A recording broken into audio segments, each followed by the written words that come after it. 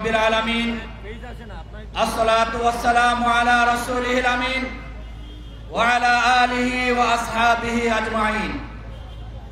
আল্লাহর এই জমিনে আল্লাহর দ্বীন প্রতিষ্ঠার প্রত্যয় দীপ্ত কাফেলা বাংলাদেশ জামাত ইসলামী কেন্দ্র ঘোষিত কর্মসূচির অংশ হিসেবে জুলাই সনদের আইনি ভিত্তি রচনা কল্পে গণভোটের আয়োজন সহ পিআর পদ্ধতিতে নির্বাচন সহ ৫ দফা দাবিতে ঘোষিত কর্মসূচির অংশ হিসেবে যাত্রাবাড়ি থেকে গাবতলী পর্যন্ত আজকের এই ঐতিহাসিক মানববন্ধন কর্মসূচিতে উপস্থিত জাতীয় এবং মহানগরী নেতৃবৃন্দ, সংগ্রামী ঢাকাবাসী, আসসালামু আলাইকুম ওয়া রাহমাতুল্লাহ।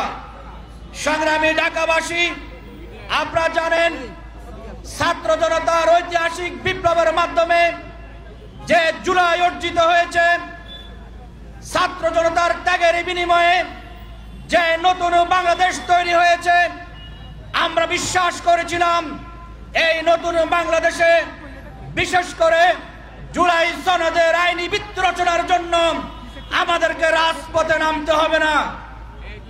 কিন্তু আমরা অত্যন্ত দুঃখের সাথে আমরা জুলাই সনদের আইনি ভিত্তি রচনার জন্য রাজপথে নামতে বাধ্য হয়েছি।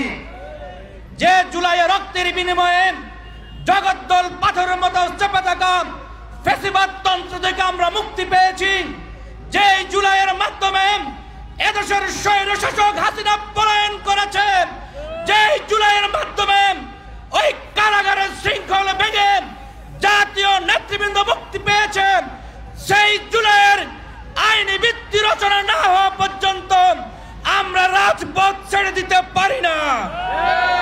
আজকে এদেশের জনগণের প্রাণের দাবি পিআর পদ্ধতিতে নির্বাচনের মাধ্যমে এদেশের প্রত্যেকটি জনগণের প্রতিটি ভোটের মূল্যায়ন করার জন্য জনগণের যে দাবি উঠেছে, জনগণের দাবিকে আমলে নিয়ে পিআর পদ্ধতিতে নির্বাচনের ব্যবস্থা করতে হবে।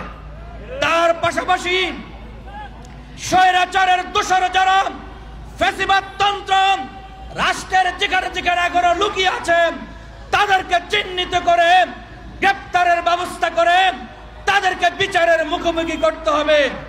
যে জুলাইয়ের মাধ্যমে জাতি মুক্তি পেয়েছে, এই জুলাইয়ের আইনি ভিত্তি রচনা না হওয়া পর্যন্ত আমরা রাজপথ ছাড়ব না।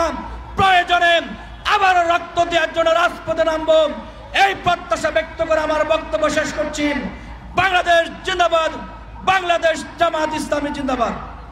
দক্ষ লোকের পক্ষ লইয়া ভালো লোক জয়ী করিয়া দেশ বাঁচাইও, ভাইরে দাড়ি পাল্লা মার্কায় সিল মারিও, ভাইরে দাড়ি পাল্লা মার্কায় সিল মারিও।